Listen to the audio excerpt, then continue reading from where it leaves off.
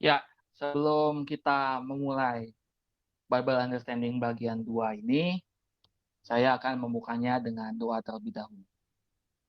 Bapa di surga, terima kasih untuk kesempatan pada tanggal 1 September ini kami dapat mengadakan Bible Understanding yang membahas mengenai konsep keselamatan dalam agama Kristen dan kami sudah masuk ke bagian kedua.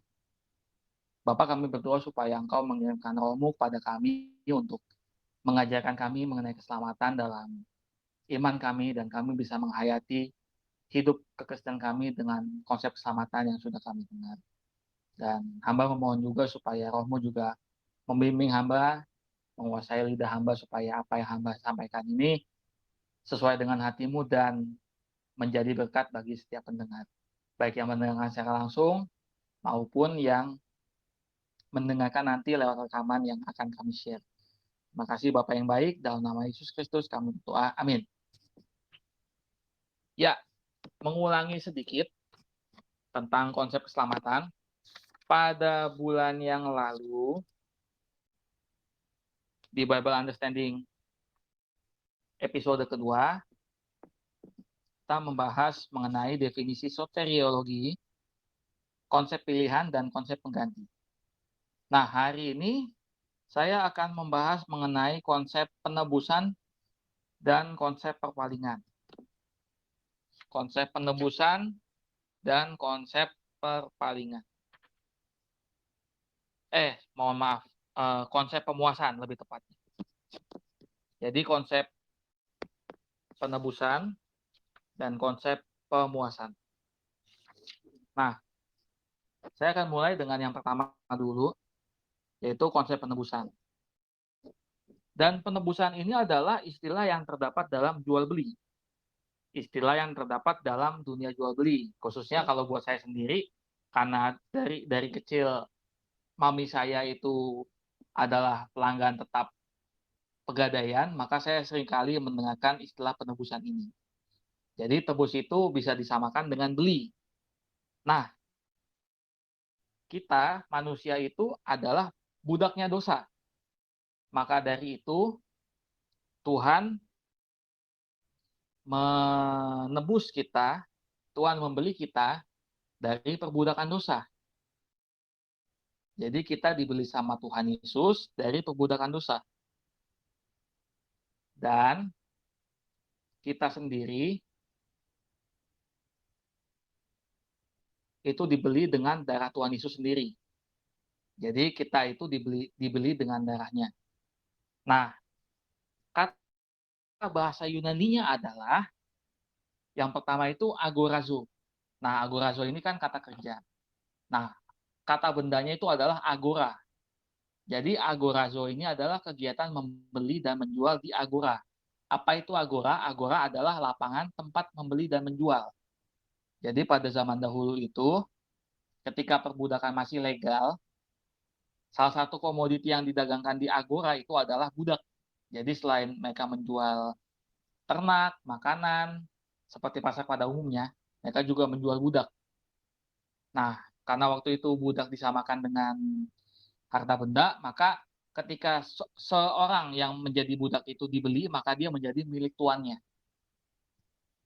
Nah, seperti itu yang pertama, kata agorazo, kegiatan membeli di agora. Jadi, Tuhan Yesus membeli kita dengan darahnya sendiri. Sehingga kita yang tadinya budak dosa, kita tadinya diperbudak oleh dosa, kita menjadi hamba Allah. Tuh, jadi kita buka juga di 1 Korintus 6 ayat 20. 1 Korintus 6 ayat 20, di situ dikatakan seperti ini kira-kira bunyinya, teman-teman. 1 Korintus 6 ayat 20. 1 Korintus 6 ayat 20, sebab kamu telah dibeli dan harganya telah lunas dibayar. Karena itu, muliakanlah Allah dengan tubuhmu. Jadi karena kita sudah dibeli dengan lunas, kita nggak dibeli pakai DP, kita nggak dibeli pakai cicilan, tapi kita dibelinya dengan lunas, maka efeknya adalah kita memuliakan Allah dengan tubuh kita. Itu yang ayat pertama, dan ayat keduanya itu dari 1 Petrus 1 ayat 18 sampai 19. Sebab kamu tahu bahwa kamu telah ditebus dari gaya hidupmu yang sia-sia, yang kamu warisi dari nenek moyangmu itu bukan dengan barang yang fana, bukan pula dengan emas atau perak, melainkan dengan darah yang mahal, yaitu darah Kristus, yang sama seperti darah anak domba, yang tak bernoda dan tak bercacat. Jadi seperti itu teman-teman yang dua ayat yang saya beritakan di sini. Dan saya waktu dulu di meeting, bos saya sempat bilang, sia-sia di 1 Petrus 1 ini, itu artinya sama dengan tidak produktif. Jadi kalau kita di dalam Tuhan, ketika kita dibeli dengan Tuhan, jadi hidup kita itu adalah hidup yang produktif. Jadi kita nggak akan males-malesan, kita akan menjadi orang yang rajin. Seperti itu. Kita akan menjadi orang yang hidupnya banyak hasilnya. Nah, kata yang kedua itu adalah ex agorazo. Jadi tadi agorazo ini tambahan X di depannya. Jadi dibeli dengan tujuan untuk dikeluarkan dari agora. Jadi ex agorazo dibeli dengan tujuan untuk dikeluarkan dari agora. Jadi kalau kita sudah dibeli sama Tuhan Yesus, kita nggak akan mungkin betah. Kita nggak akan mungkin betah di dalam perbudakan dosa. Kita nggak akan mungkin betah di dalam agora kita yang lama. Gitu. Ayatnya ini adalah di surat Roma 6 ayat 18. Nah, kamu telah dimerdekakan dari dosa dan menjadi hamba kebenaran. Nah, itu tujuannya. Kita dimerdekakan dari dosa dengan tujuan untuk menjadi hamba kebenaran. Jadi kita nggak mungkin betah di dalam kehidupan yang penuh dosa. Kenapa? Karena kita dibeli dengan tujuan untuk dikeluarkan dari dosa. Nah, kata ketiga dalam bahasa Yunani itu adalah lutro. Lutro ini L-U-T-R-O-O, lutro. Jadi agorazo itu A-G-O-R-A-Z-O, X agorazo itu tinggal ditambahkan depannya EKS. Nah, ini lutro. Tiga-tiganya itu dari bahasa Yunani. Itu artinya bebas. Jadi, kata ini mengindikasikan bahwa kita dibeli dari perbudakan dosa dan disuruh keluar sebagai orang yang merdeka. Jadi kita dimerdekakan dari dosa. Kita dibeli dengan darah Yesus Kristus yang mahal itu, yang tidak bercacat celah, dan kita disuruh keluar sebagai orang merdeka. Kita bukan lagi hamba dosa, tapi kita orang yang merdeka. Merdeka untuk apa tujuannya? Merdeka untuk tujuan memuliakan Allah dengan hidup kita. Jadi ketika kita hidup di dalam kemerdekaan Kristus ini, tujuan utamanya itu adalah untuk memuliakan Allah, bukan mencari kemuliaan kita sendiri. Seperti itu. Ayatnya itu adalah di Yohanes 8 ayat 30 sampai 36. Yohanes 8 ayat 30 sampai 36. Nah, di tengah-tengah kita sudah kembali Rafael. Selamat datang. Yohanes 8 ayat 30 sampai 36, kebenaran yang memerdekakan. Setelah Yesus mengatakan semuanya itu, banyak orang percaya kepadanya. Maka katanya kepada orang-orang Yahudi yang percaya kepadanya, jikalau kamu tetap dalam firman-Ku, kamu benar-benar adalah murid-Ku. Dan kamu akan mengetahui kebenaran, dan kebenaran itu akan memerdekakan kamu. Nah, jawab mereka, kami adalah keturunan Abraham dan tidak pernah menjadi hamba siapapun. Bagaimana engkau dapat berkata kamu akan merdeka? Kata Yesus kepada mereka, aku berkata kepadamu, sesungguhnya setiap orang yang berbuat dosa adalah hamba dosa. Dan hamba tidak tetap tinggal dalam rumah, tetapi anak tetap tinggal dalam rumah. Jadi, apabila anak itu memerdekakan kamu, kamu pun benar-benar merdeka. Jadi seperti itu untuk yang konsep ketiga. Nah, ketika kita memiliki pengertian yang benar mengenai konsep penebusan ini, yang pertama, kita tidak akan hidup dalam rasa bersalah lagi. Kenapa? Karena rasa bersalah kita sudah ditebus. Ayatnya di Roma 3 ayat 24. Nah, itu yang pertama. Yang kedua, kita punya kuasa untuk mengusir dosa dan tidak membiarkan dosa itu kembali ke dalam hidup kita. Ayatnya itu ada di Roma 8 ayat 23. Nah, yang ketiga, kita bisa berbuat baik. Berbuat baik bukan dengan tujuan untuk memperoleh keselamatan, bukan, tetapi berbuat baik di sini adalah berbuat baik sebagai efek dari keselamatan yang diberikan Allah secara gratis ini. Dan itu adalah ungkapan rasa syukur kita kepada Allah. Perbuatan baik kita itu adalah ungkapan rasa syukur kita kepada Allah. Nah, yang terakhir adalah ada jaminan Roh Kudus yang memeteraikan kita sebagai milik Allah. Ayatnya itu ada di Efesus 1 ayat 13 sampai 14. Nah, itu konsep yang pertama. Mungkin untuk teman-teman yang baru bergabung, kita tetap lanjut aja. Nanti kalau ada pertanyaan, bisa dengarkan kembali rekaman ini. Nah, konsep yang kedua yang tadi saya bilang adalah konsep pemuasan. Jadi konsep pemuasan ini adalah Tuhan Yesus mati bagi kita, mati disalib bagi kita, untuk memuaskan hati Allah, bukan yang lain. Jadi Tuhan Yesus itu mati disalib bagi kita, dia mengorbankan nyawanya membeli kita itu untuk memuaskan hati Allah, bukan hati yang lain. Nah, jadi kata bahasa Yunani yang ada di sini adalah hilasterion. Tulisannya sama, hilasterion atau hilasmos. Nah, jadi di dalam bahasa Yunani ini ada namanya kata medial. Bentuk ketiga dari kata bahasa Yunani selain aktif dan pasif. Jadi ada aktif, ada pasif, ada medial. Nah, medial ini maksudnya apa? Subjek melakukan suatu tindakan yang berefek pada diri subjek sendiri. Nah, kita sendiri bisa mengerti hal ini kenapa? Karena konsep Allah kita itu adalah Allah Tritunggal. Allah yang punya satu pribadi tetapi dalam satu hakikat dengan tiga pribadi. Saya koreksi tadi. Jadi Allah kita itu adalah Allah Tritunggal. Satu hakikat, tiga pribadi. Makanya ada kata-kata medial seperti ini, yaitu subjek melakukan sebuah tindakan yang berefek pada diri subjek sendiri. Jadi, Tuhan Yesus membayar harga dosa kita itu kepada Allah, bukan kepada iblis. Harga dosa kita itu dibayar oleh Tuhan Yesus kepada Allah, bukan kepada iblis. Karena yang tadi saya bilang, Allah kita adalah Allah yang Tritunggal. Allah yang satu hakikat dan tiga pribadi. Itu. Nah, mohon maaf. Di dalam Roma 1 ayat 18, jadi di situ dinyatakan bahwa ada muka Allah. Saya sambil minum dulu. Saya bacakan ayatnya juga di Roma 1 ayat 18. Roma 1 ayat 18, sebab murka Allah nyata dari surga atas segala kefasikan dan kelaliman manusia yang menindas kebenaran dengan kelaliman. Jadi, karena hati Allah yang begitu berkobar akan murkanya kepada manusia, ketika Tuhan Yesus mati di atas kayu salib, hati Allah itu puas terhadap korban Yesus Kristus yang sempurna yang tidak bercacat celah di kayu salib.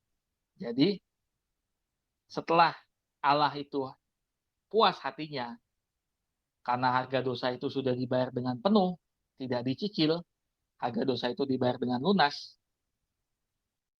Jadi efeknya adalah ketika kita menerima Yesus sebagai Tuhan dan Juru Selamat, Allah itu tidak lagi murka kepada kita.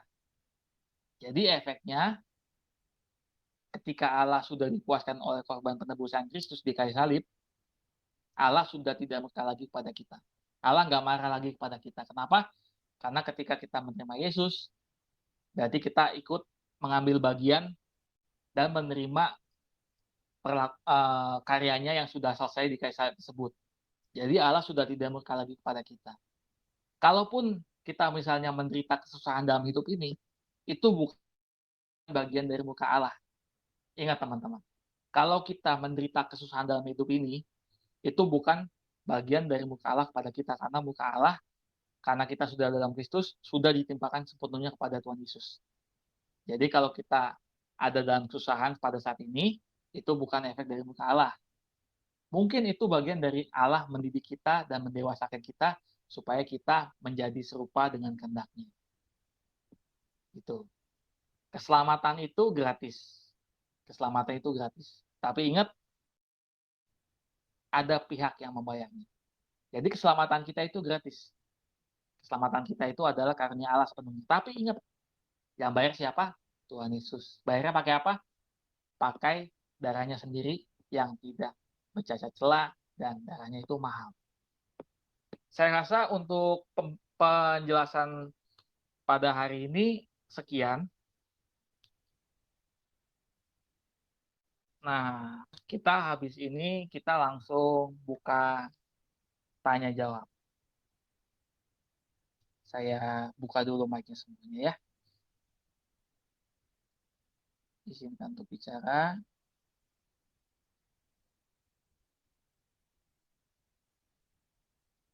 Nah, sudah saya buka semuanya. Silakan jika ada yang ingin bertanya atau mungkin saudara Rafael bisa bantu saya juga untuk mengumpulkan pertanyaan. Oke, teman-teman, bagi teman-teman yang mau bertanya, silakan.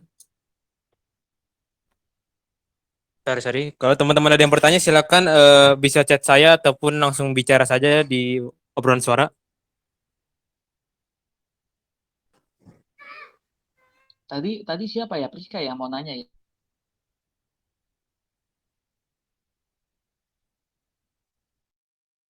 Silakan aja teman-teman, jangan malu-malu yuk.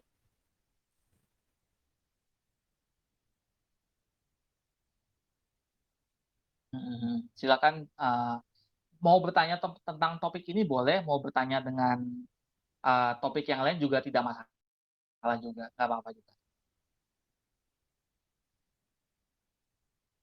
Ya, untuk teman-teman yang baru bergabung, tadi kita sudah melakukan pemahaman Alkitab tentang konsep keselamatan Kristen. Sekarang teman-teman bisa bertanya gitu. Kalau belum teman-teman tadi yang ketinggalan, nanti kita akan kirim lagi replayan rekamannya, oke?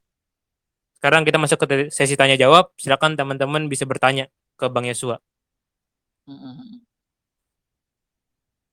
Atau teman-teman yang malu bertanya silakan chat saja saya atau chat Bang Yesua silakan. Iya, boleh.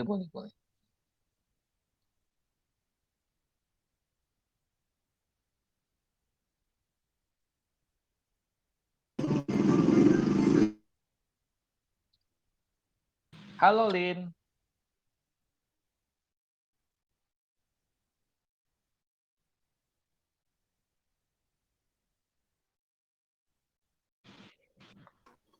Ya silakan teman-teman yang mau bertanya chat saja saya ataupun Bang Yesua ataupun langsung ngomong langsung nggak apa-apa.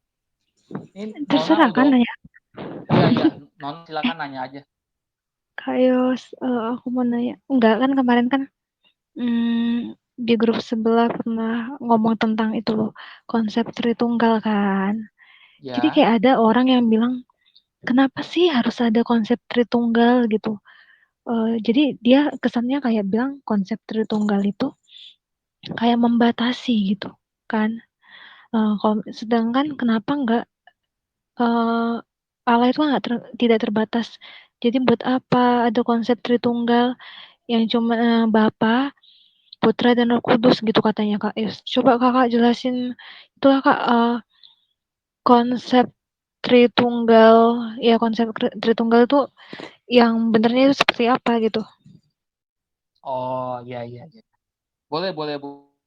Konsep Tritunggal itu Maksudnya sebenarnya kan yang dia lanjut Nona.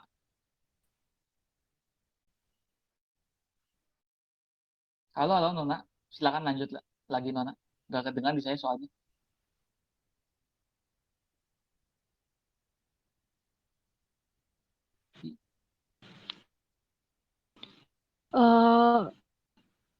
yang Iya, lanjut lagi boleh. dibilang dia kan apa iya maaf karena dia bilang kan Allah itu kan nggak terbatas gitu. Gitu. Bisa jadi apa aja sesuai kehendak dia gitu kan. Iya. Saya coba jawab Uh, ya. uh, uh, Jaringannya kayak kurang. Kalau nggak salah kan pokoknya Allah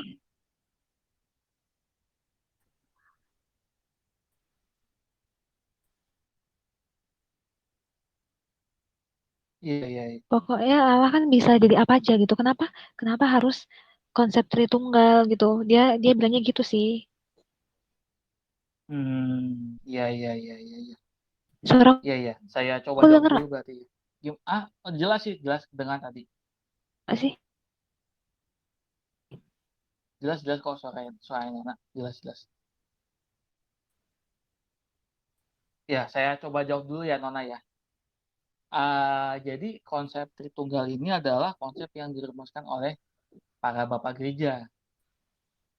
Nah, konsep ini sendiri sebetulnya adalah konsep yang Iya, ada di Alkitab. Gitu. Jadi kalau kita bikin sistem pemahaman itu pasti akan berdasarkan Alkitab juga kan. Nggak mungkin kita berdasarkan pada hal-hal yang lain. Gitu. Karena Bapa, Anak, dan Roh Kudus itu adalah istilah yang memang ada dalam Alkitab. Bapa dan Anak dan Roh jaringan Kudus. siapa? Mungkin jaringannya Nona mungkin ada sedikit masalah kali. Tapi kalau dari saya sih udah cukup jelas tadi kedengarannya. Jadi konsep Tritunggal ini adalah konsep yang ada di Alkitab. Makanya kita membahasnya adalah Tritunggal. Pengakuan iman Kristen itu satu Allah, Allahnya itu esa, ya kan? Allah yang bisa menyatakan diri ke dalam tiga pribadi. Tetapi tiga pribadi ini memiliki satu hakikat, yaitu hakikat Allah. Jadi seperti itu yang sederhananya yang bisa saya jelaskan mengenai konsep Tritunggal. Dan hal ini yang tadi saya jelaskan itu mengenai satu hakikat dan tiga pribadi itu adalah konsep yang sudah menjadi solusi ekumenis kesepakatan bersama antara gereja barat dan gereja timur. Karena sempat ada pertentangan pada waktu itu antara gereja barat dengan gereja timur. Sampai akhirnya pada saat mereka mengadakan sebuah konsili bersama, akhirnya dicapailah sebuah kesepakatan bahwa Allah kita itu adalah Allah yang esa, yang menyatakan diri dalam tiga pribadi, tetapi tiga pribadi tersebut memiliki satu hakikat. Nah, kalau untuk contoh yang bisa saya pakai itu kayaknya banyak contoh yang setelah saya renungkan itu kayaknya kurang bisa mewakili tentang Allah yang tidak terbatas. Karena contoh-contoh seperti Bapak itu beda beda lagi tuh yang Bapak di pasar itu ini udah itu bukan Tritunggal sebenarnya itu modalisme. Terus yang tentang air ya kan. Dulu saya sempat pakai contoh itu tapi setelah saya renungkan masa iya Allah yang mencipta itu bisa kita gambarkan sebagai benda ciptaan kan nggak mungkin juga kan gitu. Nah jadi paling nggak sih Allah, Firman, Roh, Bapa, Anak, Roh Kudus. Allah, Tuhan Yesus Kristus dan Roh Kudus. Jadi paling nggak seperti itu sih Nona yang bisa saya sampaikan dan jelaskan pada kesempatan sore ini. Berarti kalau contohnya kan itulah Bapa itu yang utama kan. Kan konsep Tritunggal kan Bapa, Putra, dan Roh Kudus ya kan. Berarti Bapa itu yang utama kan Kak. Terus kalau Putra itu firman, kalau misalnya Roh Kudus itu kuasa. Iya seperti itu. Tapi sebetulnya Nona ketiganya itu sejajar satu sama lain. Ya, Gitu. iya Kak, maksudku ya gitu. Iya, soalnya kemarin ada yang di grup sebelah itu kayak dia dia nggak mau gitu. Kayak dibilang itu kalau misalnya Tritunggal itu seperti membatasi kuasa Allah gitu. Padahal yang kalau misalnya menurut dia aku kan kalau yang Bapa, Putra, Roh Kudus kan segala sesuatu yang ada di dunia ini kan ya karena udah pas gitu sama konsep Tritunggal karena kan segala sesuatu yang ada di dunia ini kan menurut kehendak Bapa dan kan pasti kan karena ada kuasa dan ada karena firman ya kan Kak. Iya betul Jadi betul makanya saya juga nggak sepakat sama teman kamu itu. iya dia bilang makanya tapi dia susah dibilangin sih, maksudnya kan dia bilang, kalau misalnya konsep Tritunggal itu jadi kayak membatasi gitu. Kan dibilang dia gini, "Kan Allah itu kan bisa jadi apa aja, kenapa harus putra gitu, kenapa?" Dia nggak tahu maksud putra itu adalah firman. Ya kan ya kan ya memang Allah bisa jadi apa aja dengan berfirman ya kan, Kak, karena ada kuasa dia gitu.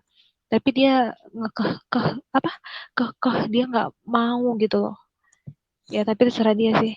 Jadi aku cuman Iya, cuman nanya supaya untuk untuk meyakinkan apaku tuh ternyata yang aku tahu itu benar gitu aja sih. iya, iya. Yang aku maksud gitu. Oke, Mm-mm. Kak, thank you. Sama-sama, Nona.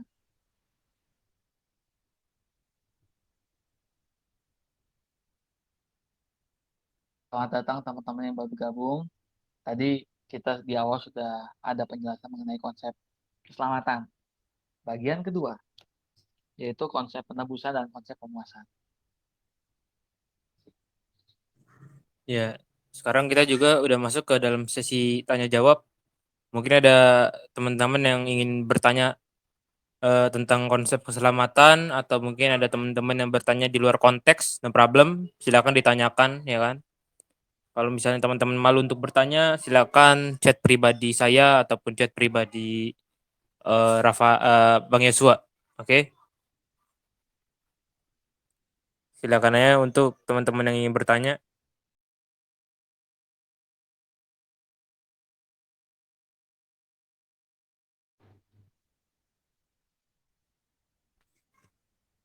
Cuman nih, Bang Yosua, aku juga mau bertanya nih ke lu ya. Boleh, boleh, boleh. Tadi kan sempat nyinggung Allah Tritunggal ya. Walaupun di luar konteks ya kan, tapi tadi sempat singgung Allah Tritunggal. Allah Tritunggal ini kan adalah suatu konsep ketuhanan yang dipikirkan oleh bapak-bapak gereja yang didasari oleh Alkitab, ya kan? Nah, yang jadi pertanyaan adalah em, bagaimana bapak-bapak gereja tersebut bisa berpikir bahwa konsep ketuhanan Kristen itu adalah Allah Tritunggal, ya kan? Dan Allah Tritunggal itu kan didasari dari Alkitab ya kan? Nah, bagaimana sih maksudnya konsep ketuhanan itu tuh dikonsepkan seperti Allah Tritunggal gitu kan? Kenapa mereka bisa berpikir seperti itu gitu? Gimana bang? Kalau menurut lu bang? Nah, ini saya buka catatan saya dulu nih. Karena pada saat itu ada tuh beberapa aliran di dalam gereja pada saat gereja purba itu yang salah paham mengenai hakikat ilahi Allah. Nah, ini saya coba buka buka catatan saya dulu. Kayak ada Arianisme, ada modalisme. Nah, itu tuh tentang Allah Tritunggal tuh yang disalahpahami oleh mereka. Saya sambil buka catatan saya yang dulu.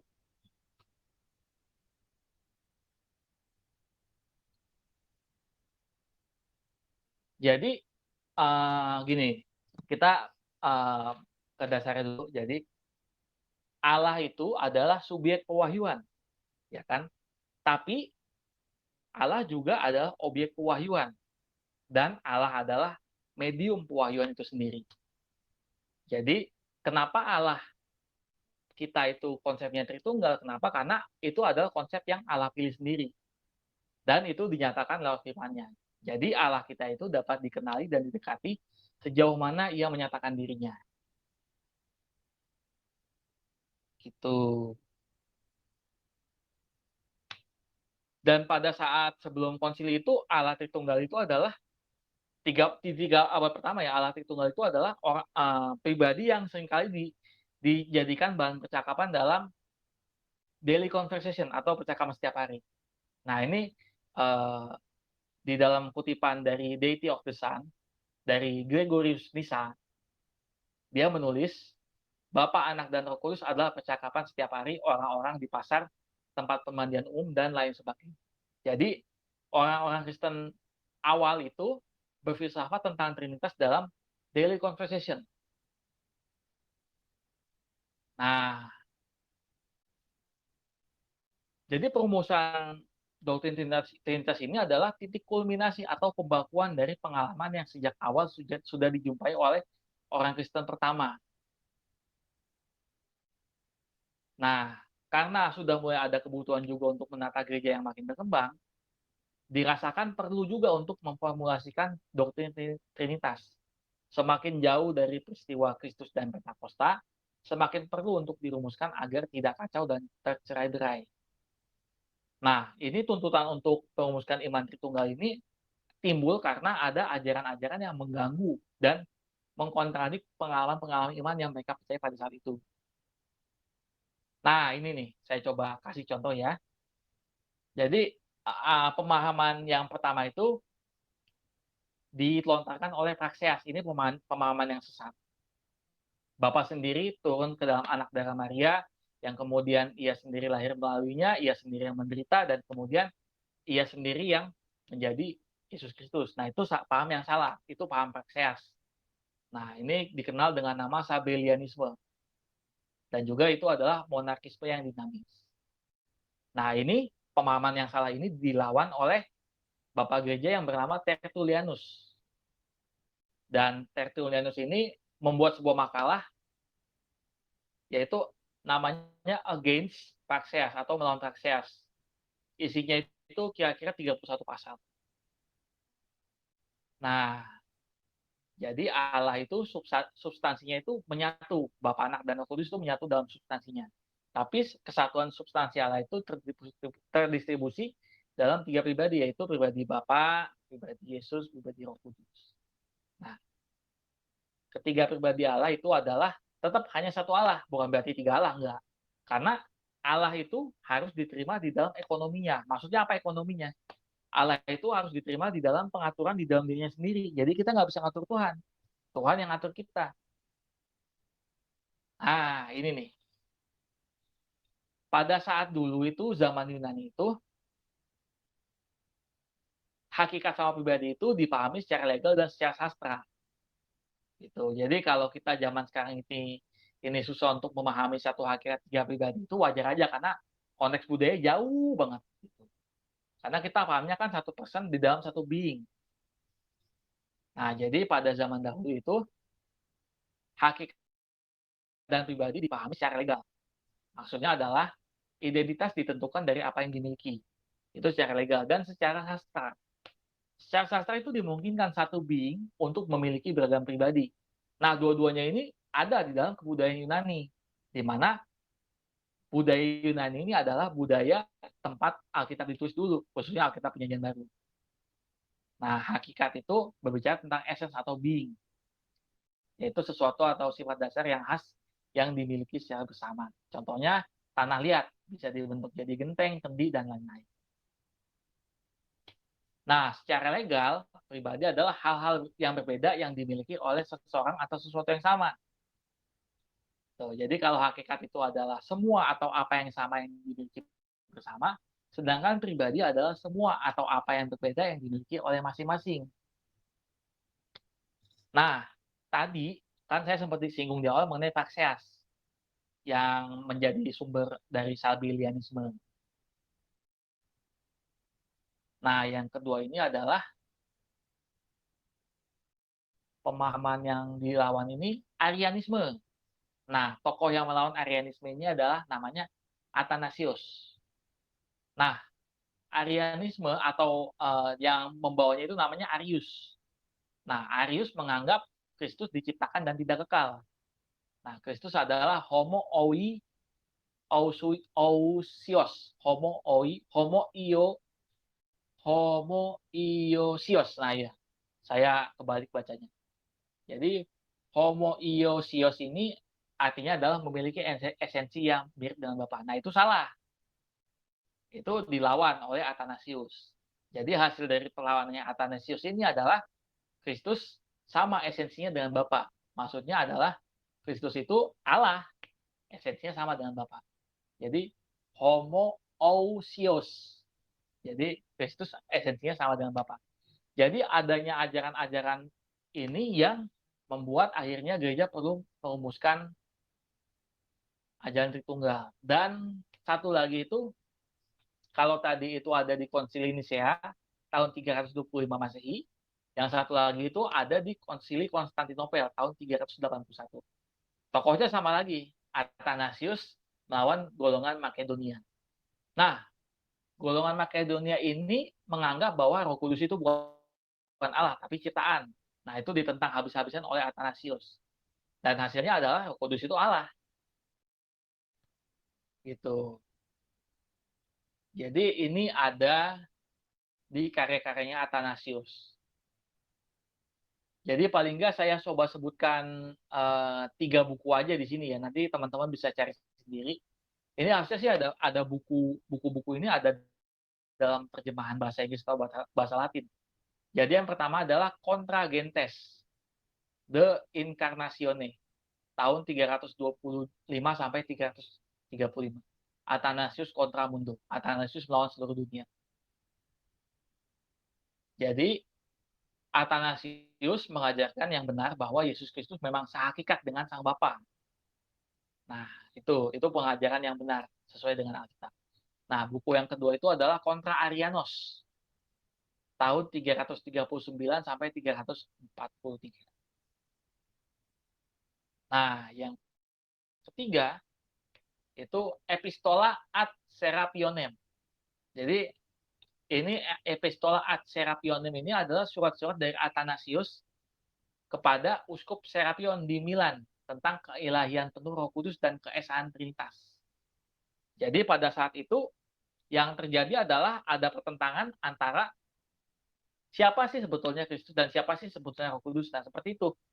Nah, itu akhirnya dilawan oleh Athanasius dan hasilnya adalah ajaran Tritunggal yang kita pahami secara penuh di zaman sekarang ini. Seperti itu. Jadi kesimpulannya adalah Athanasius itu menekankan oneness atau keesaan Bapa, Anak, dan Roh Kudus dan sekaligus juga menekankan otherness atau keberbedaan Bapa, Anak, dan Roh Kudus.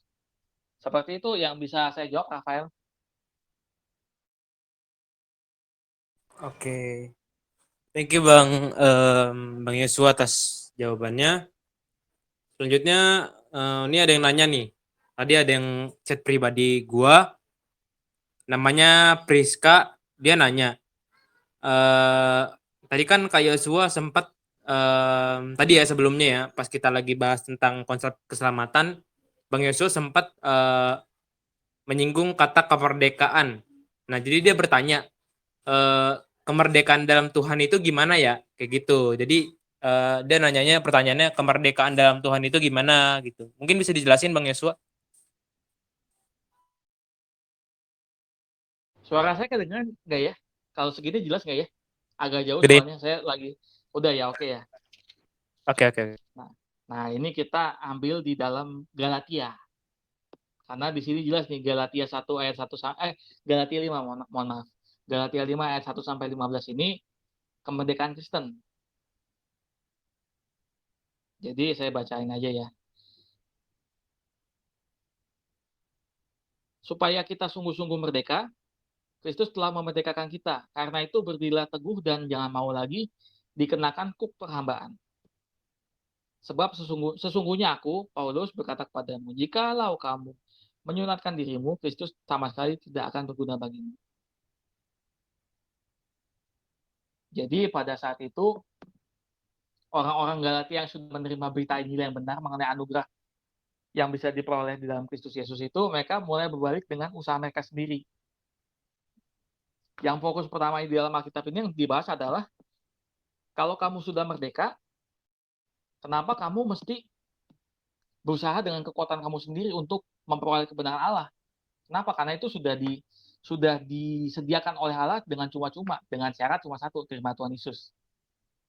Nah, yang menjadi masalahnya kita itu adalah kita sendiri seringkali diperbudak oleh keinginan kita untuk berusaha dengan kekuatan sendiri supaya memenuhi standarnya Allah. Jadi belenggu pertama yang dipatahkan itu adalah kemerdekaan itu menurut hal ini yang pertama. Jadi kita sendiri merdeka dari usaha kita sendiri untuk menyenangkan Allah. Karena buat Tuhan itu nggak ada artinya untuk kamu menyenangkan diri kamu, menyenangkan diri saya ini, menyenangkan Allah dengan usaha kamu. Kenapa? Karena Semua perbuatan kamu itu di mata saya kayak kain kotor. Itu yang pertama, kemerdekaan. Nah, yang kedua, kita merdeka dari perbudakan dosa. Perbudakan dosa itu maksudnya adalah, saya coba buka lagi di Alkitab. Di Roma.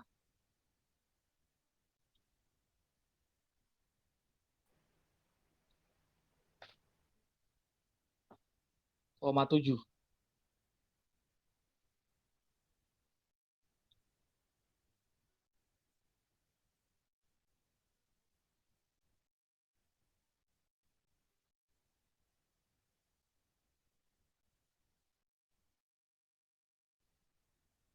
Oh, saya coba lihat dari Roma 6 dulu nih. Roma 6 ayat 20 sampai 23. Sebab waktu kamu hamba dosa, kamu bebas dari kebenaran. Dan buah apakah yang kamu petik daripadanya? Semuanya itu menyebabkan kamu merasa malu sekarang karena kesudahan semuanya itu ialah kematian.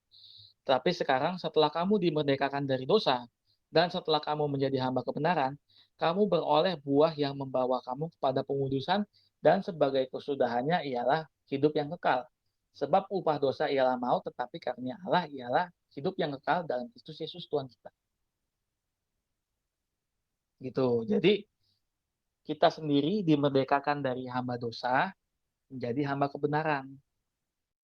Nah, waktu kita menjadi hamba dosa itu kita tidak berkuasa untuk melakukan apa yang kita ingin lakukan, kita pengennya baik, tapi yang kita lakukan jahat.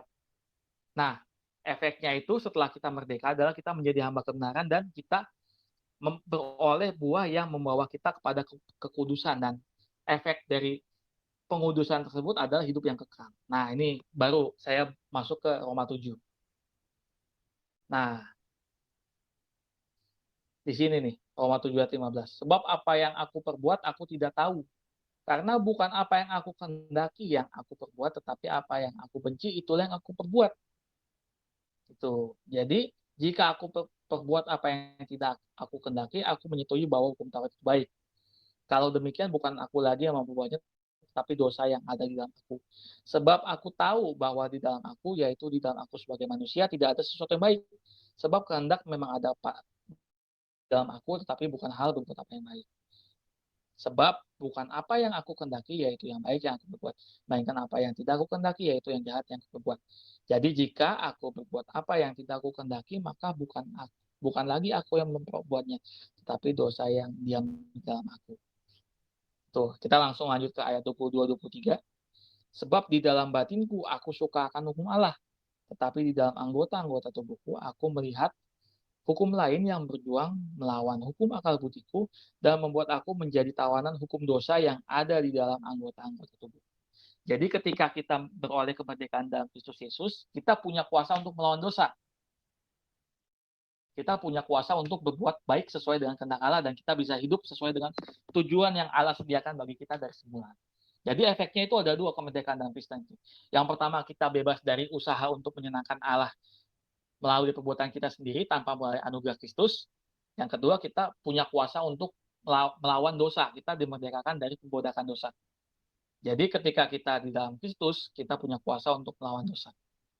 Kita bisa untuk bilang enggak pada dosa, dan kita bisa bilang iya kepada kehendak Tuhan. Karena manusia berdosa itu, mereka bilang iya kepada dosa, tapi mereka bilang tidak kepada kehendak Tuhan. Nah, dalam Kristus kita dibalik. Jadi kita bilang iya kepada kehendak Allah, dan kita bisa bilang enggak kepada dosa.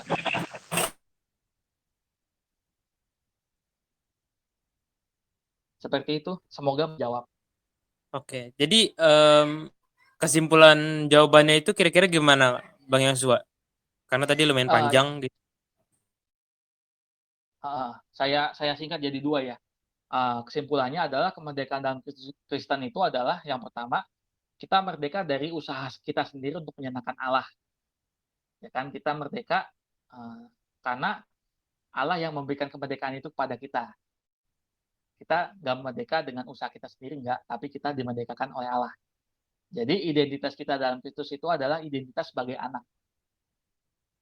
Itu yang pertama.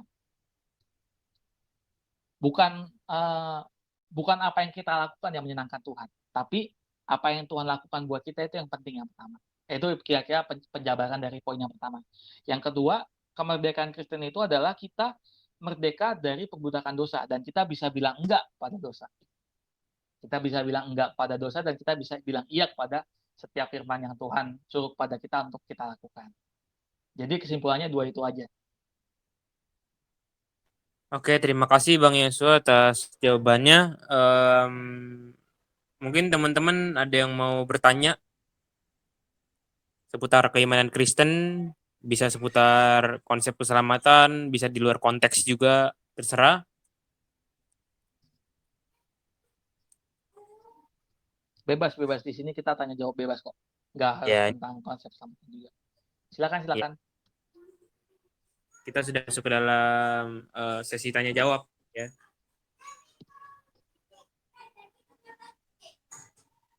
Shalom.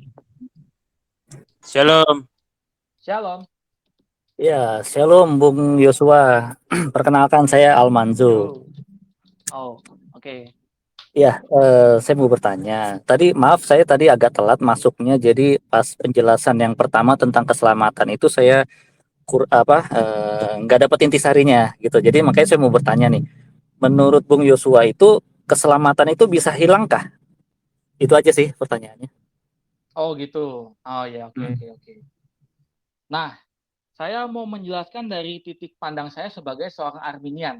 Jadi untuk yang berpaham Calvinis, mohon untuk bisa mendengarkan terlebih dahulu dengan sabar, karena saya sendiri seorang Arminian dan saya sendiri gedenya dalam tradisi Pentakosta. Menurut saya, ada indikasinya juga di dalam Alkitab itu bahwa ada orang-orang yang bisa mundur dari Allah. Orang-orang pilihan bisa mundur dari Allah dan bisa kehilangan keselamatan. Kenapa? Karena mereka memilih sendiri untuk mundur. Jadi titik pandang saya itu adalah sebagai seorang yang menganut teologi keselamatan menurut Arminian. Tuh. Jadi seperti itu. Ayatnya itu saya lihat ada di Ibrani 10 ayat 35 sampai 39. Jadi saya bacakan aja. Sebab itu janganlah kamu melepaskan kepercayaanmu karena besar upaya menantinya.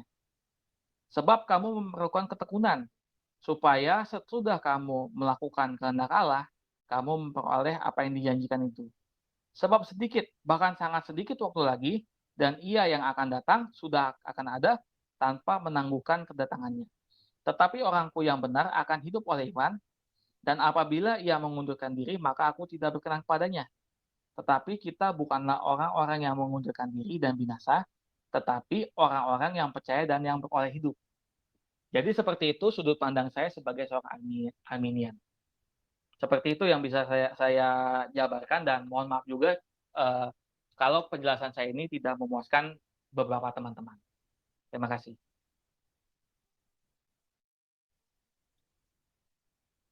Oke, terima kasih Bang Yosua atas jawabannya. Mungkin ada lagi teman-teman yang ingin bertanya seputar keimanan Kristen. Ya, saya ingin bertanya ke Kak Rafael, bisa? Silakan Kak Servus. Ya, baik. Terima kasih banyak untuk Kak Yosua. Maaf ya, saya datang di sangat terlambat, tidak mendengar banyak penjelasan, tapi mungkin ada pertanyaan yang terbenak Kak Yosua dari pikiran saya. Kita percaya bahwa kita tuh selamat kan beriman kepada Tuhan Yesus. Jadi untuk selamat kita beriman atau percaya pada Tuhan Yesus. Nah, ini memang pertanyaan klasik dan mungkin ya bisa diberikan juga penjelasan bagi kita yang mungkin baru mendengar pertanyaan ini Kak Yosua. Kalau misalkan Yesus adalah satu-satunya jalan keselamatan dan memang hanya melalui Yesus kita percaya dan diselamatkan, lalu bagaimana dengan kehidupan orang-orang yang belum atau tidak sempat mendengar atau percaya pada Yesus seperti itu? Itu bukan karena mereka tidak mau percaya, tapi memang betul-betul tidak pernah mendengar sama sekali tentang Yesus.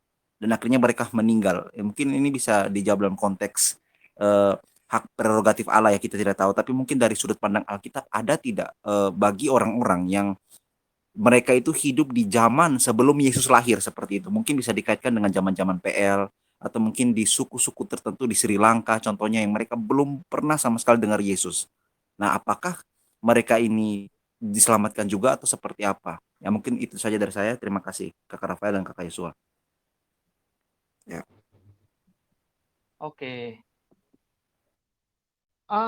Kalau untuk orang-orang zaman PL yang saya pernah dengar itu, mereka itu memperoleh keselamatan karena mereka punya pengharapan akan janji kedatangan Mesias. Nah itu, nanti ayatnya saya coba cari lagi, tapi saya pernah dengar pengajian seperti itu, dan saya rasa itu benar juga karena Abraham sendiri adalah bapak orang beriman. Pasti dia akan selamat juga kan. Dan penjabaran mengenai Abraham sebagai bapak orang beriman ini adalah penjelasan yang dipakai Paulus di dalam pasal-pasal di Roma, khususnya di Roma 4. Jadi Abraham itu diselamatkan kenapa? Karena dia percaya pada janji yang masih jauh banget, janji keselamatan. Nah, untuk pertanyaan kedua, saya coba baca dari Roma 2, Roma 2 ayat 12 sampai 16. Jadi seperti ini bunyinya kira-kira. Sebab semua orang yang berdosa tanpa hukum Taurat akan binasa tanpa hukum Taurat. Dan semua orang yang berdosa di bawah hukum Taurat akan dihakimi oleh hukum Taurat. Karena bukanlah orang yang mendengar hukum Taurat yang benar di hadapan Allah, tetapi orang yang melakukan hukum Tauratlah yang akan dibenarkan. Ya kan? Apabila orang bangsa-bangsa lain yang tidak memiliki hukum Taurat, oleh dorongan diri sendiri melakukan apa yang dituntut oleh hukum Taurat, maka walaupun mereka tidak memiliki hukum Taurat, mereka menjadi hukum Taurat bagi diri mereka sendiri. Sebab dengan itu mereka menunjukkan bahwa isi hukum Taurat ada tertulis di dalam hati mereka, dan suara hati mereka turut bersaksi, dan pikiran mereka saling menuduh atau saling membela. Hal itu akan nampak pada hari bila mana Allah sesuai dengan Injil yang kuberitakan akan menghakimi segala sesuatu yang tersembunyi dalam hati manusia oleh Kristus Yesus. Nah, seperti itu kira-kira yang bisa saya lihat dari Alkitab mengenai dua pertanyaan ini. Tuh, jadi kalau orang-orang dalam PL mereka diselamatkan, kalau nggak salah ada ayatnya di Ibrani 11. Coba saya lihat dulu, Ibrani 11 kayaknya ada ayat-ayatnya. Jadi mereka itu beriman. Nah, ini nih. Saya coba baca dari Ibrani 11 ayat 13 sampai 16. Dalam iman mereka semua ini, maksudnya yang dari ayat 1 sampai 12, mereka semua ini telah mati sebagai orang-orang yang tidak memperoleh apa yang dijanjikan itu, tetapi yang hanya dari jauh melihatnya dan melambai-lambai kepadanya, dan yang mengakui bahwa mereka adalah orang asing dan pendatang di bumi ini. Sebab mereka yang berkata demikian menyatakan bahwa mereka dengan rindu mencari suatu tanah air. Dan kalau sekiranya dalam hal itu mereka ingat akan tanah asal yang telah mereka tinggalkan, maka mereka cukup mempunyai kesempatan untuk pulang situ. Tetapi sekarang mereka merindukan satu tanah air yang lebih baik, yaitu tanah air surgawi. Sebab itu Allah tidak malu disebut Allah mereka karena Ia telah mempersiapkan sebuah kota bagi mereka. Mungkin agak nggak nyambung kali, tapi nanti saya coba tulis juga, saya coba sambil riset juga mengenai ayat ini karena saya pernah dengar pengajaran ini dan saya rasa itu memang betul-betul ada di Alkitab juga. Nah, paling nggak seperti itu yang bisa saya jawab pada kesempatan ini. Sisanya nanti saya jawab di chat. Terima kasih. Ya, terima kasih banyak Kakak Yosua, Tuhan berkati Kakak. Tuhan berkati juga. Oke, terima kasih jawabannya Bang Yesua dan terima kasih juga atas pertanyaannya. Mungkin ada teman-teman lain yang mau bertanya seputar keimanan Kristen tentang konsep keselamatan boleh, tentang di konteksnya juga boleh. Bebas. Silakan teman-teman. Iya, dan jangan khawatir juga nanti rekamannya bisa didengarkan habis ini. Dan ini konsepnya baru konsep 3 dan 4 ya, masih ada nomor sampai 12 lagi. Jadi tenang aja. Oke. Jadi kalau kita bisa tahu konsep keselamatan Kristen ini begitu luas ya Bang Yesua ya, apa gimana nih? Iya, betul. Ini sangat luas. Paling enggak sih yang dirumuskan oleh para teolog ini ada 12. Jadi sebulan kita bagi 2 konsepnya itu. Oh, Seperti oke itu oke. kira-kira. Oke, Nanti kita bisa bahas ini sampai bulan Januari. siap siap. Mungkin ada teman-teman yang mau bertanya. Kalau lahiran normal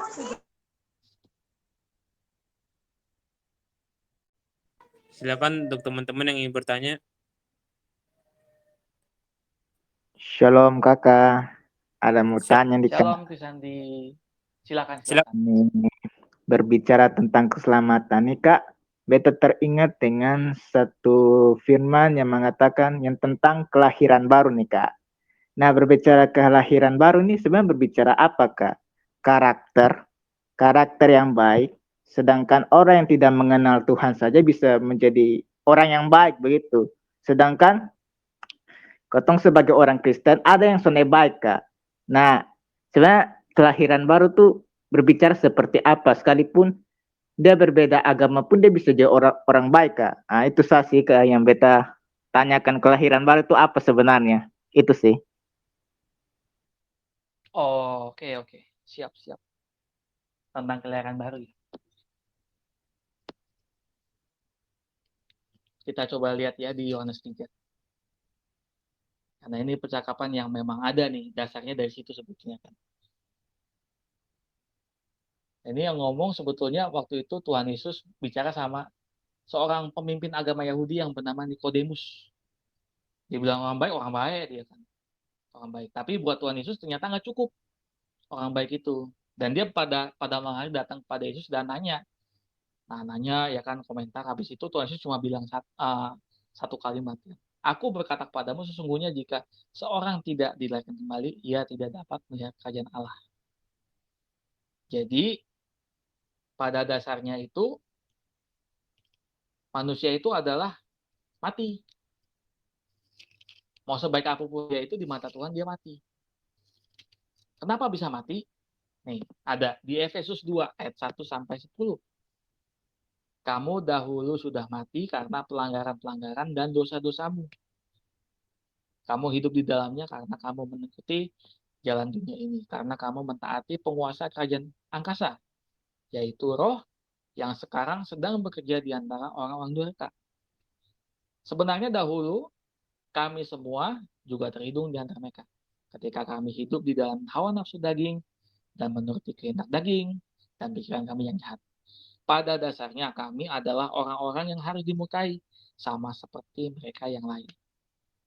Tulisnya ada di ayat 4. Tetapi Allah yang kaya dengan rahmat, oleh karena kasih-Nya yang besar yang dilimpahkannya kepada kita, telah menghidupkan kita kembali bersama-sama dengan Kristus. Sekalipun kita telah mati oleh kesalahan-kesalahan kita, oleh kasih karunia kamu diselamatkan, dan di dalam Kristus Yesus Ia telah membangkitkan kita juga dan memberikan tempat bersama-sama dengan Dia di surga, supaya pada masa yang akan datang Ia menunjukkan kepada kita kekayaan kasih karunia-Nya yang melimpah-limpah sesuai dengan kebaikan-Nya terhadap kita di dalam Kristus Yesus. Sebab karena kasih karunia kamu diselamatkan oleh iman. Itu bukan hasil usahamu tetapi pemberian Allah. Itu bukan hasil pekerjaanmu, jangan ada orang yang memuliakan diri. Karena kita ini buatan Allah, diciptakan dalam Kristus Yesus untuk melakukan pekerjaan baik yang dipersiapkan Allah sebelumnya. Ia mau supaya kita hidup dalamnya. Memang orang baik itu ada, orang baik. Saya akui juga, banyak orang baik. Tapi di mata Allah, sudut pandangnya ternyata beda. Di mata Allah, semua orang itu sudah mati. Mati apa?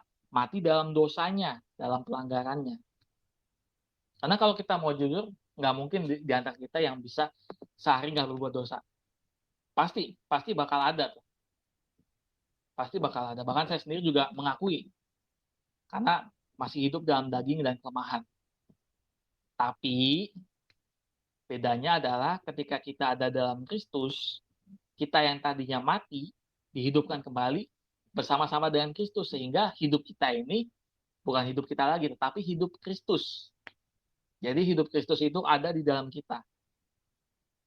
Gitu. Dan oleh karena kasih karunia, maka kita telah diselamatkan. Kita tidak diselamatkan karena perbuatan baik kita, bukan. Tapi karena anugerah Allah. Karena Allah yang sudah menebus kita. dan Allah yang sudah mendamaikan kita semua. Allah yang sudah mendamaikan kita. Tuh, jadi Tuhan Yesus itu memuaskan murka Allah atas manusia. Sehingga kita datang kepada Tuhan Yesus, ketika Allah melihat kita, Allah nggak lagi minta. Kenapa? Karena kita sudah menerima Yesus. Jadi ada bagian Yesus yang ditanamkan ke dalam diri kita. Jadi seperti itu. Di mata Tuhan kita semua ini orang mati di mata Allah. Tetapi ketika kita menerima Yesus, maka kita dihidupkan kembali bersama-sama dengan Allah oleh karena rahmat yang besar, dan kita hidup dalam kasih karunia sampai ketika kita berjumpa kembali dengan Tuhan. Seperti itu, Krisandi. Oke, makasih Kak Yosua. Tuhan memberkati. Shalom. Shalom.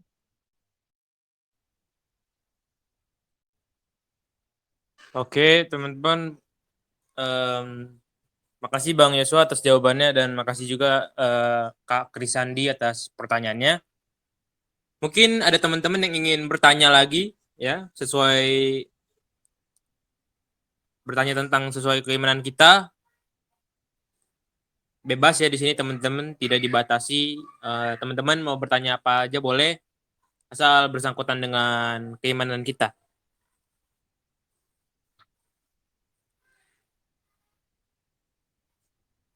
Teman-teman mau bertanya tentang Allah Tritunggal atau konsep keselamatan, atau menanyakan beberapa ayat yang ada di Alkitab, terserah teman-teman.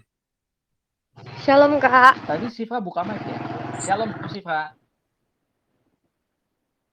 Kak, saya boleh bertanya nggak? Boleh. Apa arti Tritunggal ya Kak? Saya masih bingung. Oh, oke. Tritunggal ya. Tritunggal itu istilah yang kita pakai dalam bahasa Indonesia. Tri itu artinya 3, tunggal itu artinya 1. Jadi 3 yang 1. Tuh, dan ini juga berasal dari bahasa Latin, Trinitas kan. Trinitas. Saya juga lupa artinya tuh Trinitas apa. Yang jelas itu ada dalam bahasa Latin. Tapi diserap ke dalam bahasa Indonesia dan ditransliterasikan menjadi Tritunggal. Jadi Allah kita itu adalah Allah yang punya 3 pribadi, tetapi satu hakikat. Nah, itu kenapa pakainya Tritunggal di dalam bahasa Indonesia. Dan itu juga istilah hukum kalau nggak salah saya lihat. Karena kan yang pertama kali mengemukakan dan memperkenalkan konsep ini adalah Tertullianus, seorang pengacara. Nah, seperti itu sih, Pra. Oke, makasih Kak.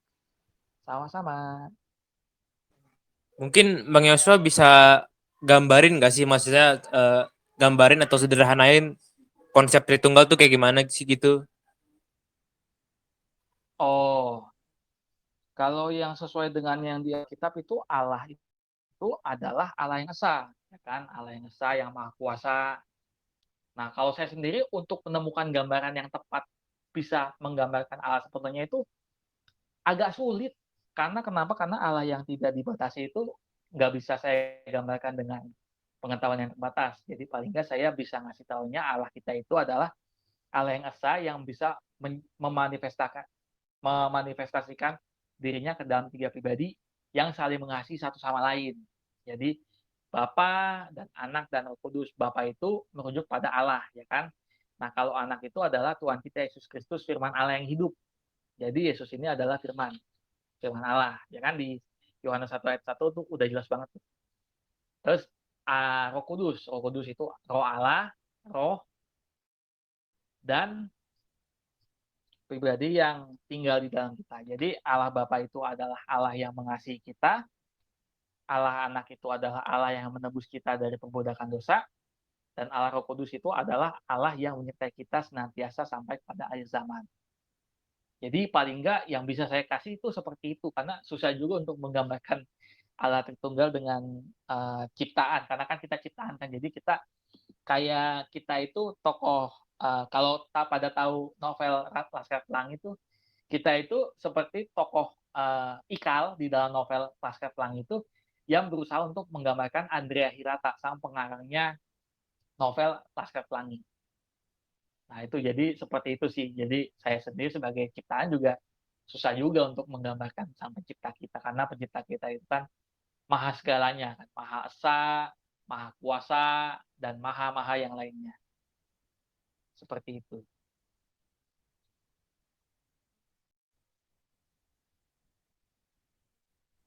Oke, thank you jawabannya Bang Yesua dan Kak Sifra. Mungkin ada yang mau bertanya lagi?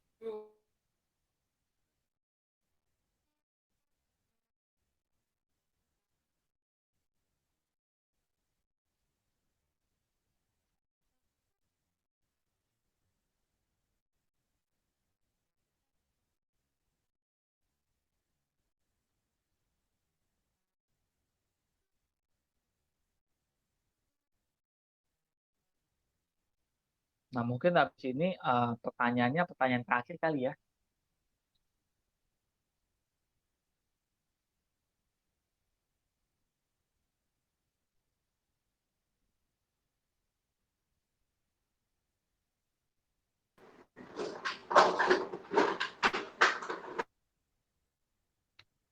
Oh, tadi mungkin ada Leni yang mau nanya juga.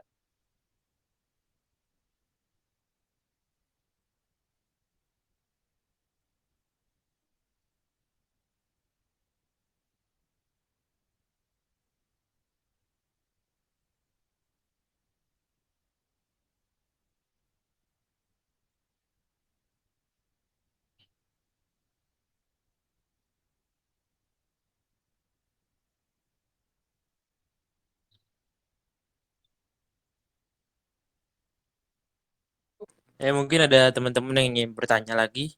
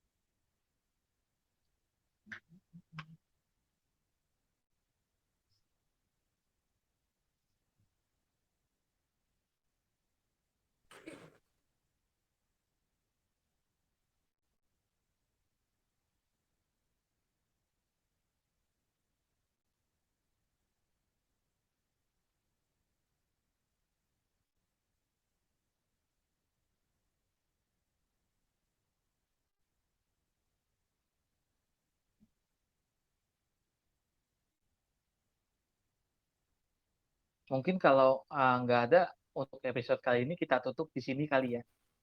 Saya Kak, Oh ya boleh, Lukas silakan. mau tanya saja sih. Apa? Ini kan tentang keselamatan, pertanyaan saya apa buktinya kalau kita sudah diselamatkan? Oh, oke oke oke oke. Dan ini Kak, saya mau tanya lagi tentang baptisan. Mm-mm. Bisa Kak? Tentang baptisan. Silakan silakan silakan. Kalau saya melihat kan kalau di Protestan, nah kalau di Protestan sendiri kan baptisnya percik dan juga ada juga yang ditenggelamkan. Apakah yang percik itu sudah terhitung kayak sudah termasuk baptisan yang sebenarnya atau gimana? Karena kalau di Yohanes yang percakapan Tuhan Yesus sama Nikodemus harus dilahirkan kembali. Berarti harus mungkin ditenggelamkan, tetapi kalau di Protestan itu kan hanya percik ya. Apakah itu sudah terhitung dalam sudah benar-benar sudah termasuk baptisan atau belum? Karena baptisan itu kan kalau dalam bahasa Yunani kan baptis itu harus ditenggelamkan. Tapi kenapa kalau di Protestan itu dipercik? Nah, mungkin itu Kak. Oh, oke oke oke. Saya jawab dari yang pertama dulu berarti ya. Ya. Buktinya apa kalau kita sudah diselamatkan? Nah, bukti yang paling kelihatan itu adalah bukti hidup kita berubah. Jadi, kita itu kalau kita diselamatkan, pola hidup kita berubah, cara hidup kita berubah, cara kita berpikir itu berubah. Jadi yang paling ketahuan itu adalah buah-buah pertobatan. Makanya dibilangnya buah-buah pertobatan. Nah, itu yang paling kelihatan di mata manusia, dan memang Tuhan sendiri juga memberitakan hal itu. Memerintahkan kita, kalau kamu memang sudah menerima hidup yang baru di dalam Kristus, kamu itu hidupnya berubah sesuai dengan hidup yang Tuhan Yesus ajarkan. Itu. Yang kedua adalah kita itu sudah dianggap sebagai anak Allah. Nah, buktinya adalah di Galatia 4 ayat 6. Dan karena kamu adalah anak, maka Allah telah menyuruh roh anaknya ke dalam hati kita yang berseru, ya Aba, ya Bapa. Jadi kita itu identitasnya adalah anak Allah. Nah, terus saya coba lihat lagi. Kalau nggak salah ayatnya ini ada di 1 Yohanes nih.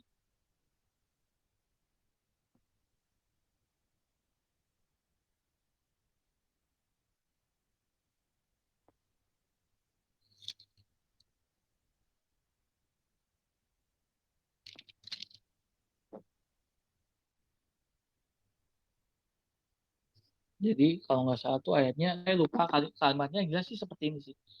Barang siapa bilang Yesus itu anak Allah, dia wajib hidup sama seperti Yesus hidup. Saya coba sambil lihat lagi ayatnya ya.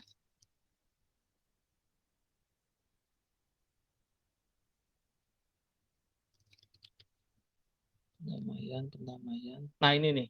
1 Yohanes 2 ayat 6. Ya kan? Barang siapa mengatakan bahwa ia ada di dalam dia itu adalah Kristus. Ya kan? Ia wajib hidup sama seperti Kristus telah hidup.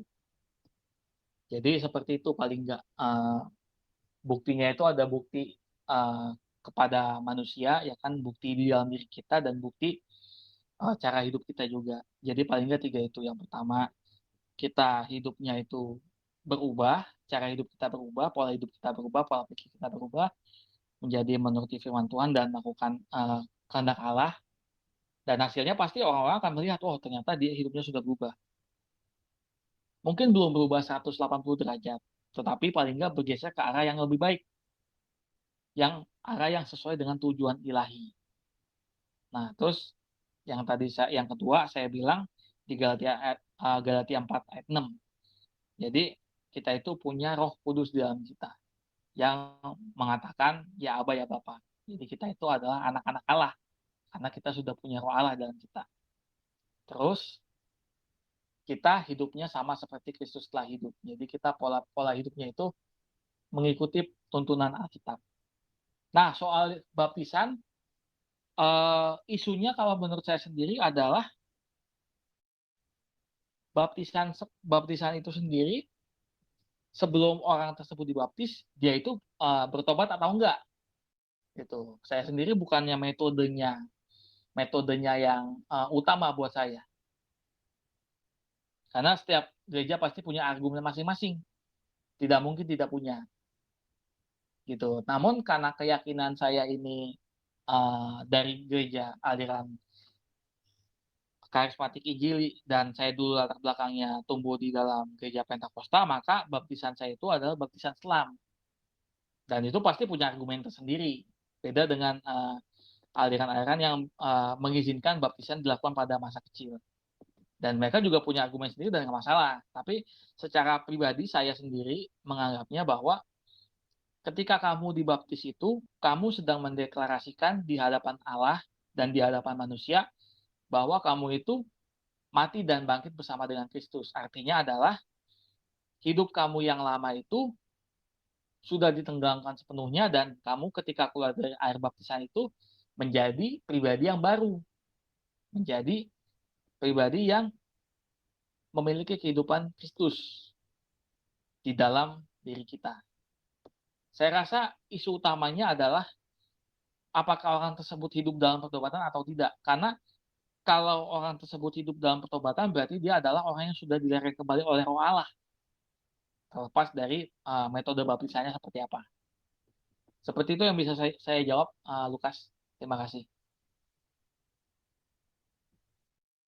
Iya Kak, karena saya juga kan Protestan kan, saya kan waktu kecil juga kan di Percik. Nah, ketika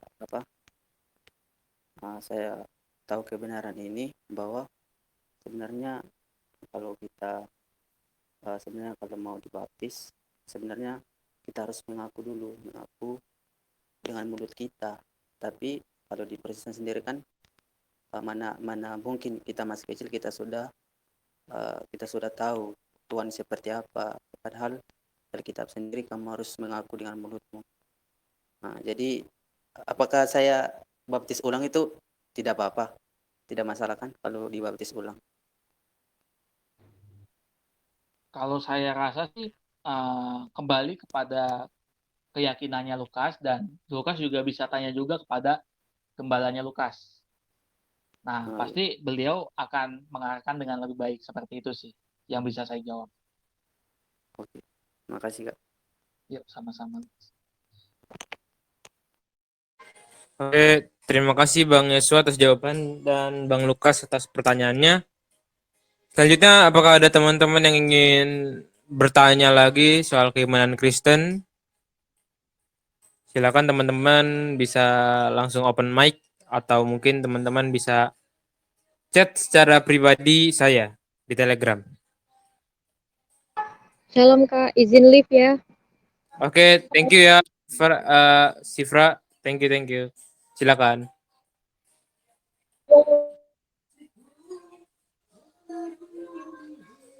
Oke, mungkin teman-teman ada yang ingin bertanya lagi soal keimanan Kristen?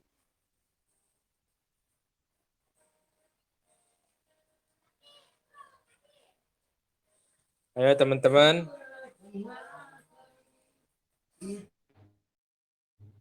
Mungkin karena durasinya udah lumayan lama, kita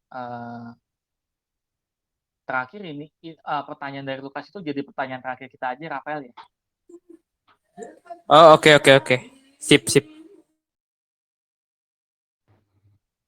Ya. Terima kasih teman-teman sudah hadir dalam Bible Understanding episode ketiga ini.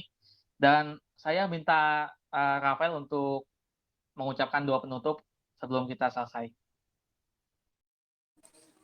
Oke, mari kita bersatu dalam doa, teman-teman. Kita serius, kita lipat tangan kita, mari kita berdoa.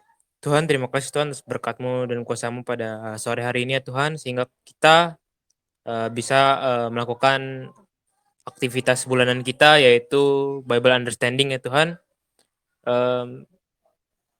Aku berdoa ya Tuhan supaya teman-teman yang dari awal sampai sekarang sudah mendengarkan Bible Understanding kita, maupun teman-teman yang sama sekali belum hadir, dan untuk teman-teman yang tadi Shalom Kak hadir. Rafael. Shalom. Untuk teman-teman yang tadi hadir dalam di setengah perjalanan, aku juga berdoa ya Tuhan untuk mereka ya Tuhan, supaya mereka paham dan mereka menancapkan firman-Mu di dalam hati mereka masing-masing ya Tuhan.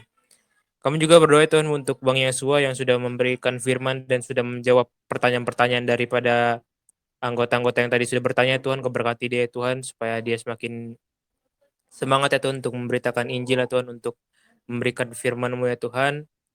Dan